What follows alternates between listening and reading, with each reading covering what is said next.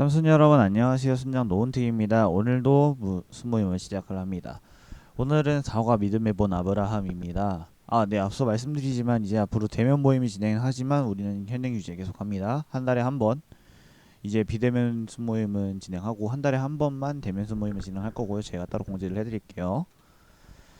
자, 오늘도 똑같이 들어가기 생각하기 적용과 나눔 진행하고요. 오늘은 로마서 4장 2절이 본문 외울 말씀이 되겠네요. 오늘은 여러분들께서 로마서 4장 전체를 한번 다 읽고 시작을 해주셔야 돼요. 여러분들이 읽고 시작을 하지 않으시면 무슨 소리인지 여러분들이 대체 이해를 하실 수 없으실 겁니다. 자, 오늘 저희가 진행할 부분이 뭐죠? 믿음의 본 아브라함이에요. 우리가 지금 로마서를 배우고 있는데 아브라함에 대해서 이야기를 한대요. 자, 왜 나오는지 한번 이야기를 해보고 아브라함 보면 어떤 생각이 들죠? 믿음의 조상, 믿음의 조상이잖아요. 이 믿음의 조상을 오늘 바울이 설명한다고 합니다. 자, 한번 들어가 보도록 하죠. 유대인들은 자신들의 행함으로 하나님께 의롭다함을 축복을 받을 수 있다고 생각을 합니다. 그러나 바울은 오직 하나님의 은혜와 믿음만이 의로움을 얻을 수 있다고 말합니다. 바울 사도는 아브라함의 그 실제적인 예로서 우리에게 믿음의 본을 보여주고 있습니다. 아브라함은 불가능한 상황 속에서도 하나님의 약속을 신뢰하고 약속을 성취함으로 믿음의 길을 우리에게 보여주고 있습니다. 라고 되어 있습니다. 자, 유대인들은 정말 잘못된 생각을 하나 한 가지가 있는데 오직 하나님께 의롭다 함과 축복만 받을 수 있다. 뭘로 인해서? 자신의 행함으로 인해서. 율법을 잘 지키니까 우리는 반드시 축복을 받을 거야. 의롭다함을 칭함받을 거야 라고 생각한다는 거예요. 하지만 바울은 그것은 잘못된 생각이다. 자신들에게 의롭다함과 축복을 받을 수 있는 건 오직 하나, 무엇이다? 은혜와 믿음만이다 라는 걸 보여주는데 그것의 예로 누구냐? 아브라함이 예로서 보여줄 거라는 거예요. 자, 율법의 역할이 뭐예요, 여러분? 유대인들은 지금 자신들이 행함이에요. 이 행함은 무엇이냐면 율법을 지키는 거예요. 근데 율법의 엄연히 따지면 역할은 뭐죠? 율법은 죄를 깨닫게 하는 도구일 뿐이에요. 율법은 그 기준이 될 수 없습니다. 정말 잘못된 생각이에요. 그리고 밑에 보시면 밑에서 세 번째 줄 보시면 아브라함은 불가능한 상황 속에서도 하나님의 약속을 신뢰하고 약속을 성취함으로 믿음의 길을 우리에게 보여주겠다라고 돼 있는데 여기서 성취함이 약간 좀 어색하실 거예요. 자, 여기서 성취함이 무엇에 빠졌냐? 하나님께서 약속을 성취함으로라는 뜻이에요. 즉 하나님의 약속을 해주셨어요. 누가? 아브라함과 사라의 부부에게. 근데 그 사라와 아브라함의 부부는 믿었어요. 그리고 하나님께서는 그 약속을 성취해 주셨어요. 라는 걸 뜻한다는 거예요. 여러분들께서 헷갈리실까봐 설명 따로 드릴게요. 바로 본격적으로 시작해 보도록 합시다. 자, 오늘의 본문은 로마서 4장입니다. 여러분 읽고 아시셨죠? 자, 첫 번째 문제입니다. 아브라함이 하나님 앞에서 의롭다 하심을 받은 근거는 무엇이죠? 자, 본문 1절에서 3절 한번 읽어볼까요? 그런즉 육신으로 우리 조상인 아브라함이 무엇을 얻었다 하리요? 만일 아브라함이 행위로서 의롭다 하심을 받았으면 자랑할 것이 있으려니와 하나님 앞에서는 없느니라. 성령이 무엇을 말하느냐? 아브라함이 하나님을 믿음에 그것이 그의 의에게로 의로 여겨진 바 되었느니라 라고 되어 있다는 거예요. 자, 의롭다 하심을 받은 근거는 뭐다? 하나님이 아브라함을 믿는 게 아니죠. 아브라함이 하나님을 믿는다는 거죠. 자, 여기서 참고로 로마 창세기 15장 7절 한번 읽어볼게요. 6절이군요. 아브라함이 여호와를 믿으니 여호와께서 이를 그의 의로 여기시고라 했다는 거예요. 아브라함이 하나님을 믿었어요. 근데 하나님께서 그를 의롭다 생각했다는 거예요. 믿었으니까. 자, 그렇다면 여기서 한 가지 방법. 신약 시대 사람들은 구원받는 법을 확실히 알고 있어요. 누굴 믿냐? 하나님을 믿는 게 예수님을 믿었어요. 예수님을 믿음으로써 우리는 구원을 받았다라고 확신을 받아. 그럼 구약 사람들은 밑에 나와 있는 것처럼 여호와 하나님을 믿었다라는 거예요. 똑같은 하나님을 믿은 겁니다. 두 번째 문제입니다. 죄를 용서받은 사람 미안해요. 다윗이 무엇이 진정한 행복이라고 말을 하고 있나요? 자, 로마서 4장 6절입니다. 로마서 4장 6절에서 8절입니다. 이란 것이 없어 하나님께 의로 여김을 받은 사람의 복에 대하여 다윗이 말한 바 불법이 사함을 받고 죄가 가리워짐을 받는 사람들은 복이 있고 주께서 그로 그 죄를 인정하지 아니하실 사람은 복이 있도다 함과 같으니라라고 되어 있어요. 자, 무엇이 진정한 행복이라고 말을 했죠? 여기서 본문 6절에서 7, 8절은 이렇게 되어 있어요. 사람의 복에 대해서 다윗이 이렇게 말을 했다. 불법이 사함을 받고 그 죄가 가리워짐을 받은 사람들은 복이 있다라는 거예요. 그리고 주님께서 그 죄를 인정하지 아니하실 사람은 복이 있도다함과 같다라는 거예요. 자, 7절 보시면 불법이 사함을 받고 죄를 가리어진 사람은 복이 있다라고 돼 있어요. 여기서 뭐다? 죄를 용서받는 사람들은 복이 있다라는 거예요. 여기서 원래 원어 NIV 성경 같은 데서는 다 복을 원래는 원어로서 happy라고 돼 있어요. 복을 즉 무엇이냐 하면 행복이라고 뜻합니다. 그래서 본문 2절에는 이렇게 나와 있는 거예요. 행복이 무엇이냐? 자, 그렇다면 행복은 여기서 무엇을 뜻하는 거냐면 죄의 문제를 용서받을 때라는 거예요. 그거에 대해서 참고적으로 말씀은 우리는 요한일서 1장 8절에서 9절입니다. 만일 우리가 그 죄를 자백하면 그는 미쁘시고 의로우사 우리의 죄를 사하시며 우리를 모든 불의에서 깨끗하게 하실 것이요 만일 우리가 범죄하지 아니하였다면 하나님을 거짓말하는 자로 만드는 이로 만드는 것이니 또한 그의 말씀이 우리 속에 있지 아니하거니와 라고 되어 있어요. 모든 불의에서 하나님께서 깨끗하게 하실 거고 우리가 범죄하지 아니었으면 하나님께서 거짓말로 만드신다는 거예요. 우리는 모두 다 죄가 있어. 근데 그 죄를 하나님께서 용서해 주시겠다는 거야.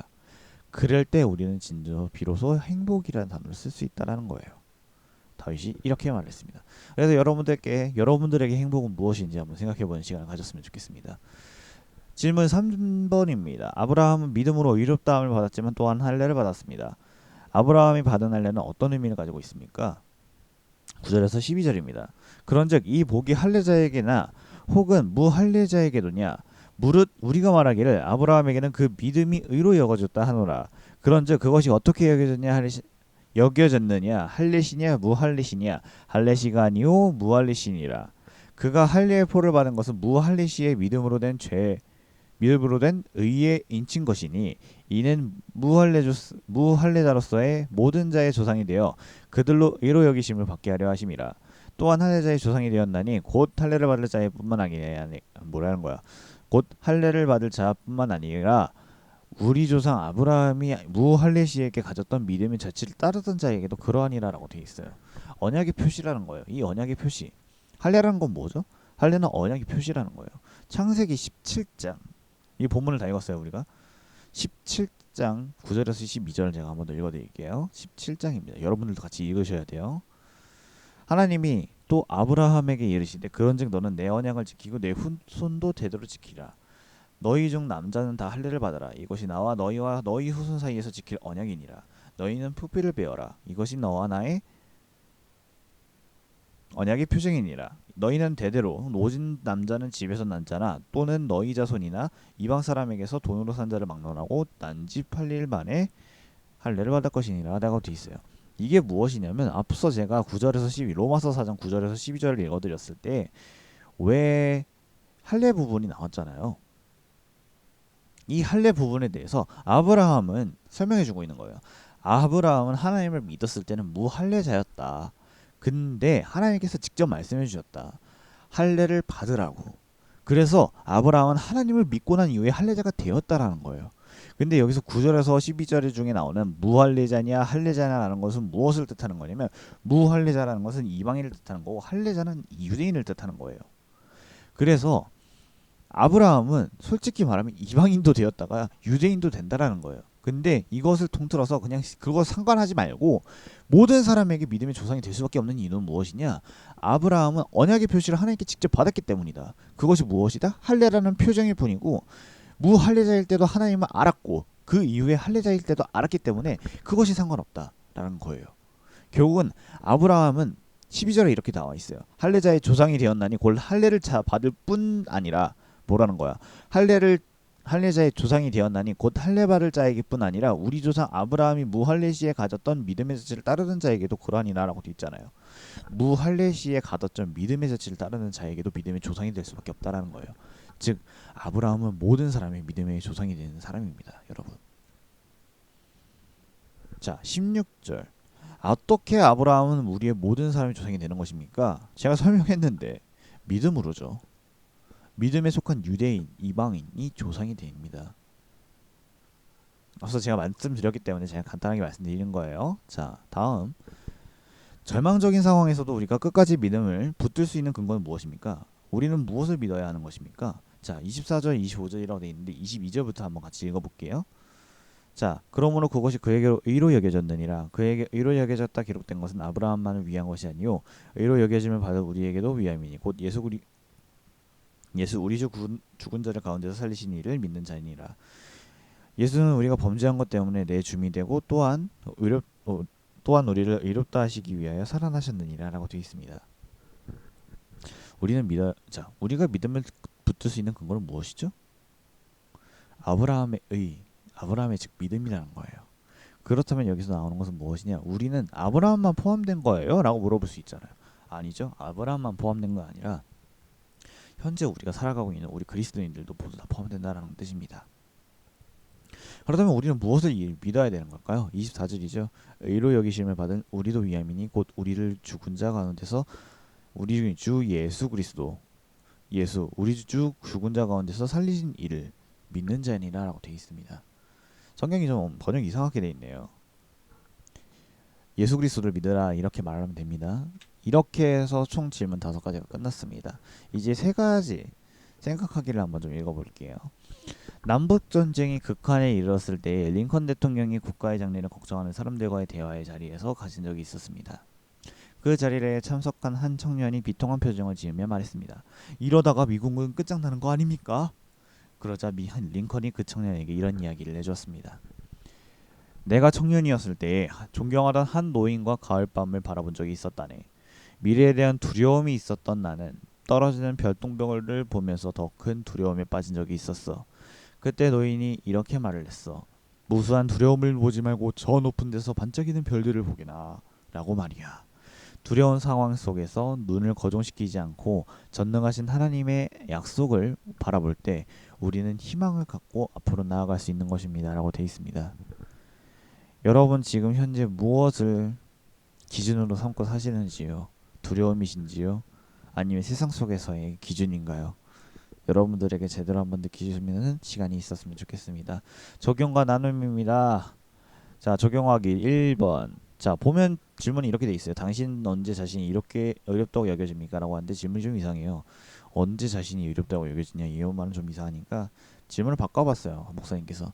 하나님은 언제 당신을 어렵다고 여기실까요?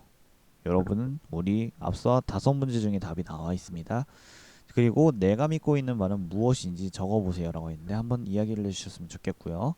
또한 나누기 같은 경우에 이렇게 돼 있어요.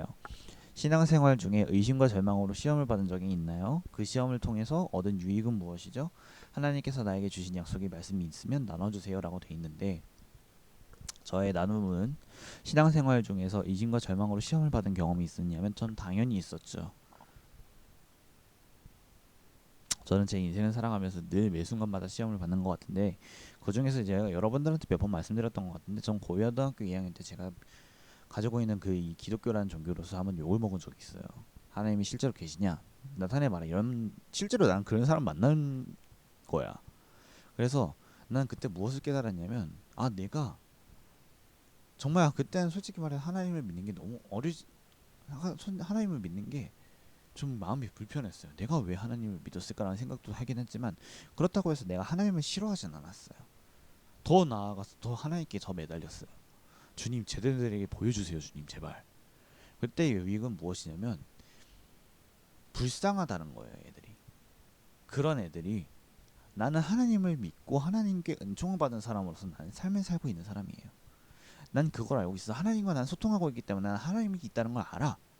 근데 쟤들은 모르잖아.